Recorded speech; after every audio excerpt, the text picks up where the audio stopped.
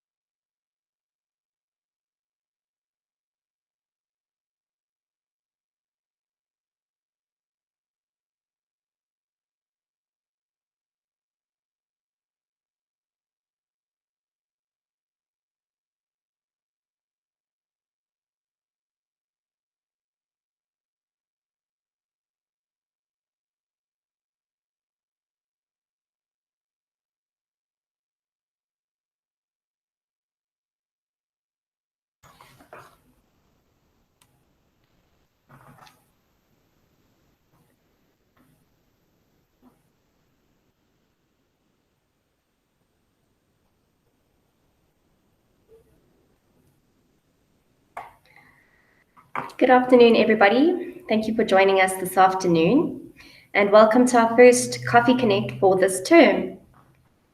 Last term, our overarching theme was parenting in a pandemic, and we hope that you gain some insight and strategies on how to deal with the pressure of everything the past few months has thrown at us.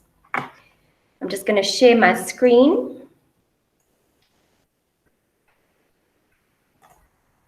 So that we can get to our slideshow.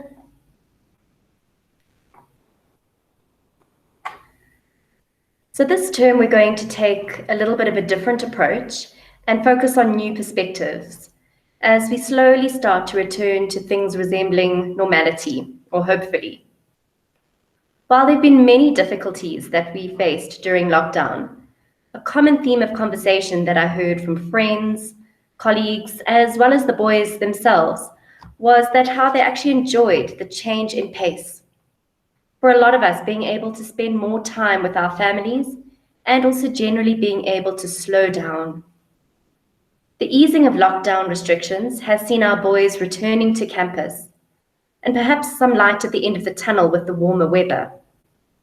While these are positive and welcome changes, it also means an increase in activity, commitments from various spaces, and a lot more demands being placed on us. In order to combat this, many of us need to start learning to say a new word, which is often overlooked in the dictionary. And that word is no. Before we unpack this a bit further, please, if you have any questions or comments, post them in the comments section on our Facebook page, and I'll get to them at the end of this one.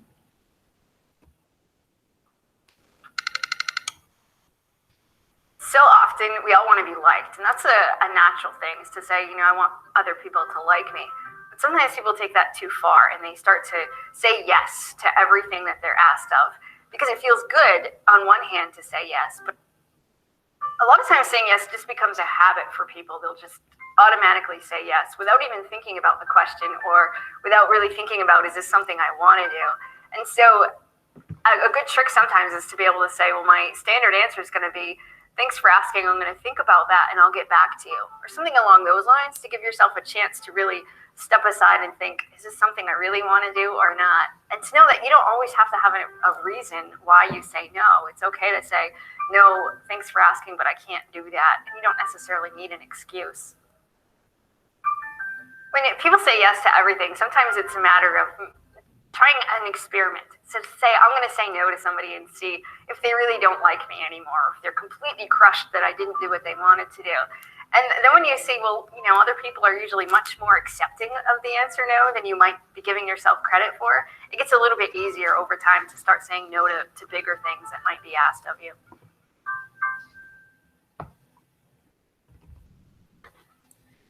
So let's unpack some of the ideas that were mentioned in this video. Before any action is taken, you always have a choice of saying either yes or no. Both words are very powerful and have a direct impact on your productivity and your well-being. Each word has to be used wisely, judiciously, and with grace, with your own inner harmony in mind. You always have a choice. Saying yes is easy because you think you can handle it, no problem. But suddenly things begin to pile up. You have to pay for all the obligations that you've accepted in the past, and saying yes can become a habit. Soon you might begin to realize the huge debt of obligations to all the people that you've said yes to, which only increases over time. Saying yes is great, except when you never say no, and then everything becomes overwhelming.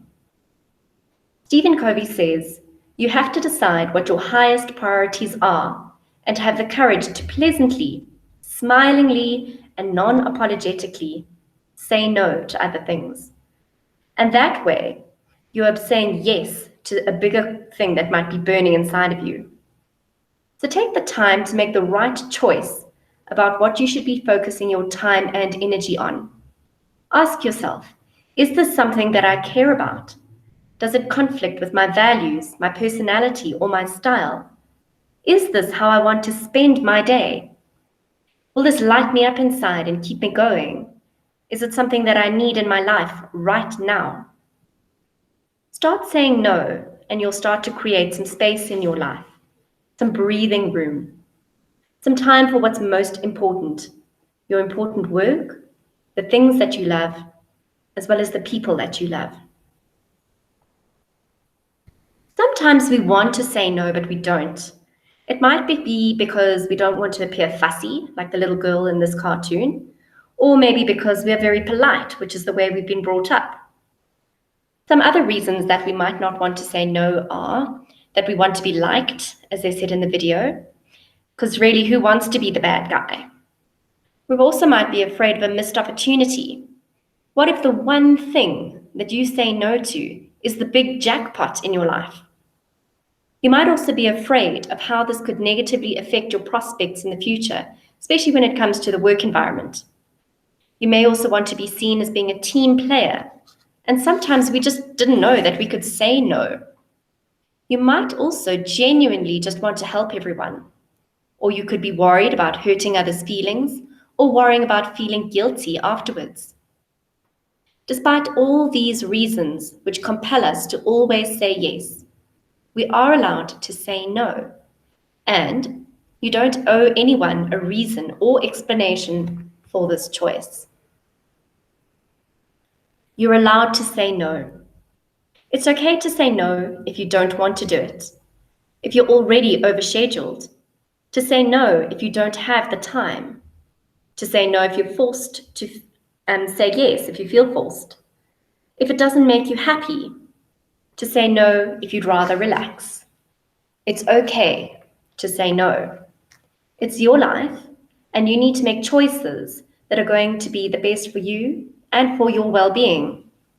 If that means saying no, say it with conviction, because by saying no to circumstances that you don't want in your life, you're saying yes to yourself and the things that really matter. As said in the video at the beginning of this presentation, we all want to be liked. And by saying yes to everyone and everything, we hope that people will like us. But unfortunately, this can end up with us feeling like people are taking advantage of us, and perhaps even that we're becoming a little bit of a doormat. We need to avoid this, and to do this, we have to start focusing on ourselves. We therefore need to learn how to become more assertive. Being assertive means being able to stand up for what you believe is right, to ask for what you want, to say no to the things that you don't want, but in a way that is calm, confident, and respectful. Being assertive doesn't mean being bossy or aggressive, and it's almost always the most effective means of communication with other people because it's an honest expression of how you feel and what's important to you, but also that is respectful of other people. So in other words, Being assertive means respecting yourself and others in the way that you communicate. Being assertive also means keeping your word. Very often when we want to get out of something, we tell white lies, or maybe we flake out of commitments that we've made to other people. But then not only do we decrease their faith and trust in us, but we undermine our trust in ourselves. So this means we don't second guess our decisions. When we make a reasonable decision about the way we want to spend our time, we can't then spend days or hours or even weeks mentally ruminating and second guessing that decision. Because then we're communicating to our brain that our decisions can't be trusted.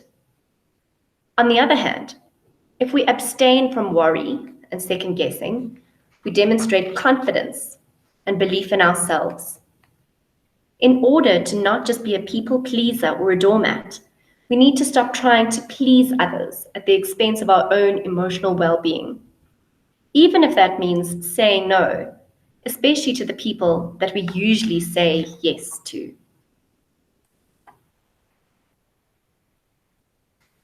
Saying no means that we are starting to take back control of our own lives.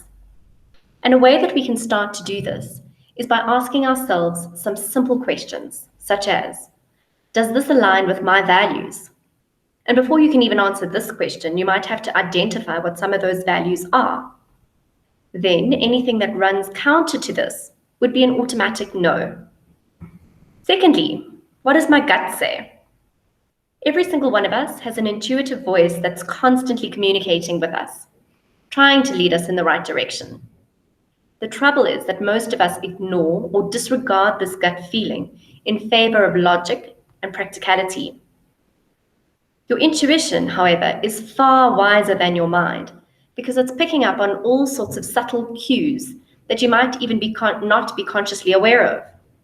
So when you get a strong gut feeling that something is right or something is wrong, do yourself a favor and listen.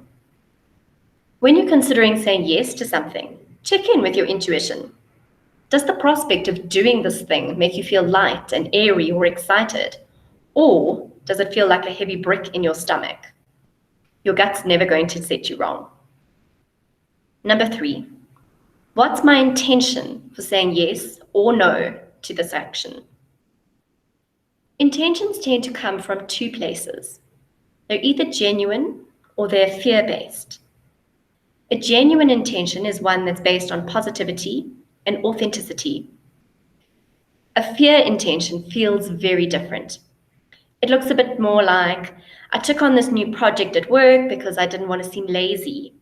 Or I RSVP'd yes to this party or this event because I feel really guilty if I said no. Or I don't have energy for doing this thing, but I really don't want to miss out on what everybody else is doing. So it's really trying to avoid a bad outcome as opposed to pursuing a good one. So the bottom line is make sure that your intention is good, not fear-based, before you say yes to anything. Next, it might be important to consider what is the opportunity. It helps to sometimes shift your perspective. Will this event, or this action, if you say yes, give you the opportunity to connect with like-minded people? Will the project allow you to learn something new? Or will the job help to open up new growth potential? Looking for opportunity in a situation can help you to connect with the deeper reason why you want to say yes. And on the flip side, if you're struggling to come up with a good answer to this question, it might be a sign that there's not a whole lot of opportunity here, and maybe it's not worth the time. Lastly, and very importantly, you need to consider how much time and energy will this require, and is it worth that expense? Sometimes you would absolutely love to say yes to something, and for all the right reasons, but doing so could mean seriously overcommitting yourself. So once you've checked in with your values, your intentions, and all your other internal factors, you need to ask yourself, is this the right time for me to do this? Do I have the time and energy to devote to this right now? So how do we go about this? How do we learn to say no? Because for some of us, this can be really difficult. So here's a couple. Firstly, you need to be clear of your vision. What is it that you want? If it aligns with it, yes, great, say yes. Everything else then maybe becomes a no. You need to then also know the implications of saying yes. Sometimes we're too quick of the mark and we quickly say yes to something and then afterwards sit back and go, oh my goodness, this is going to take so much more than I realized. So take time to evaluate it and see, does this fit with what you want to do? Realize that saying no is okay. For some of it's really difficult, but it is okay. Next, maybe use a medium you're more comfortable with. For some of us, saying no in person can be really difficult. So there's all sorts of other opportunities. We've got email, Facebook, WhatsApp messages. Use what works for you. And perhaps the more comfortable that you get saying no on those platforms will make you a bit more confident to say it face to face next time. Next, keep it simple. As I said, you don't owe anyone an explanation. We always want to explain why, but you don't have to. Be respectful. That links into our assertive communication. Understand what the other person might feel if you do say no. Doesn't mean you have to say yes, though. Perhaps provide an alternative, but only if you want to. Also, make yourself less accessible. Maybe providing contact information only to those people who are important to you. If you're someone that's saying no comes really, really hard, maybe write down your thoughts. Give yourself a gap or some time to really think about what it is you want to say and to process that. You can also delay your response. So often we feel pressured in the moment, in the now, to respond and jump up with a yes, of course I will. But it's okay to take some time to think about it or to say to the person that you'll get back to them and think about it first. And also knowing that sometimes no reply is also a form of reply. So saying no is a difficult skill for many of us to learn, and here are some other tips that we can look at.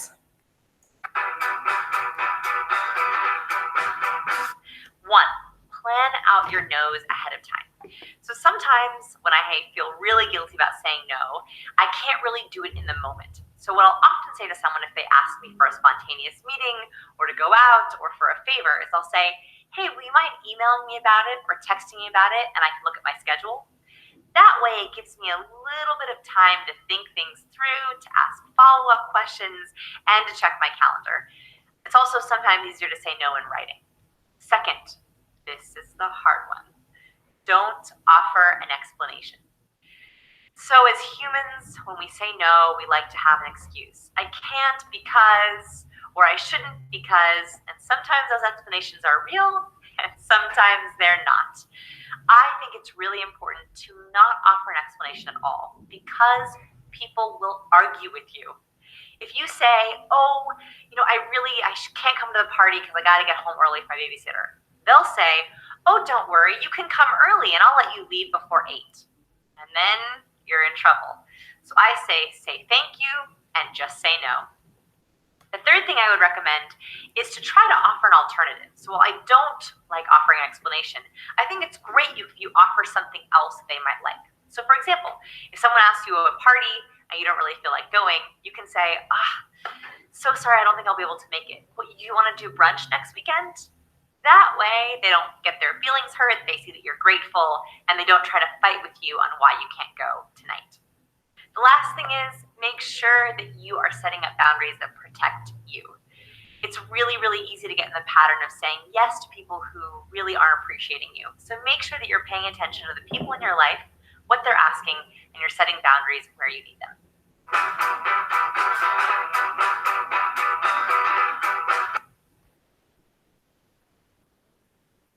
So saying no can be really hard, but hopefully here you've been given a couple of tips on how we can start to do this and manage it a little bit better. If anyone has ever read the story of the giving tree, the story ends with the tree being cut to a stump, but it says the tree is happy and the boy was happy. I hadn't read this story before, but in doing a bit of research for this topic, I came across it. It's a lovely story with a beautiful message. But then I came across an alternative ending to the story, which illustrates the importance of saying no, and the positive outcomes which can come from there. I'm happy to share the link if anyone would like it. But the most important lesson that I took from this is that we need to learn to set boundaries with people. Boundaries set the basic guidelines of how you want to be treated. They create an atmosphere of the way people should react to you and how you want to react to them. And they ensure that relationships must be mutually respectful, appropriate, and caring. Saying no is a form of self-care. With so many things grasping for our attention and our time, it's easy to get overwhelmed and overburdened. But what would happen if we learned to simply say no? Saying no is quite a radical form of self-care because it helps to prioritize your well-being over your obligations and your relationships. Of course, there are deadlines to meet. There are conversations that we have to have. And there are always going to be things that we need to check off on our to-do list, especially as parents working, trying to get all our balls in the air and juggle everything. But also, everything can seem pressing and urgent. It needs to happen right now. By putting in boundaries, it helps us to prioritize what we need to do right now versus what we can do later when we're less stressed, more energetic, and maybe just have a bit more of a gap. Too often as parents, we're pulled in 100 different directions. There is so much that we need to be juggling all the time. But it's really important to remember that you cannot pour from an empty cup. So if you don't take the time to focus on yourself, you're not going to be able to have anything left for your children anyway. So saying no brings us closer to ourselves and further away from the distractions in our lives. It brings us peace as opposed to resentment. It brings us rest instead of weariness. No frees up our time. It creates space for our hobbies, for our families, or activities that bring us joy and peace. By clearing out the distractions, saying no leaves us with ourselves. Then we're faced with the question of, are we actually comfortable with that person? Do we even know ourselves? Sometimes we get so caught up in the lives of our children, of work, of everything going on that we kind of lose sight of that. So saying no allows us to explore who we really are. What do we really like and what do we need?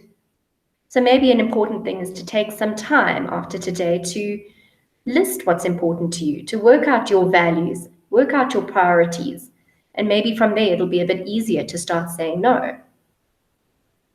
Sometimes we also need to be saying no to our children. Yes, even to our children. It's a very important lesson for them to learn, to begin to understand that you also have needs and that they need to learn to respect that. It's not being selfish, because if they can see that you're prioritizing yourself by saying no to certain things, it in turn helps them to develop into more empathic and understanding people who are then able to put in boundaries for themselves.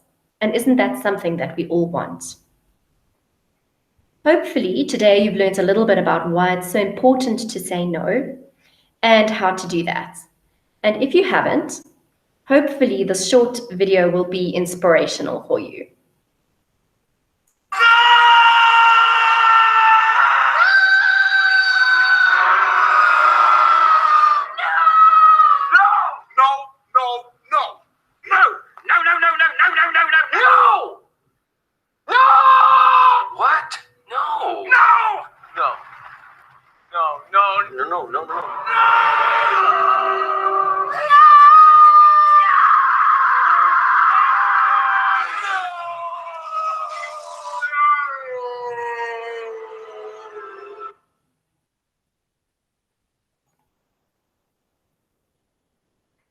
Thank you for your time this afternoon. If you've got any questions, please post them in the chat. I'm going to turn off my screen share so that if anyone does have a question at the moment, we can answer them.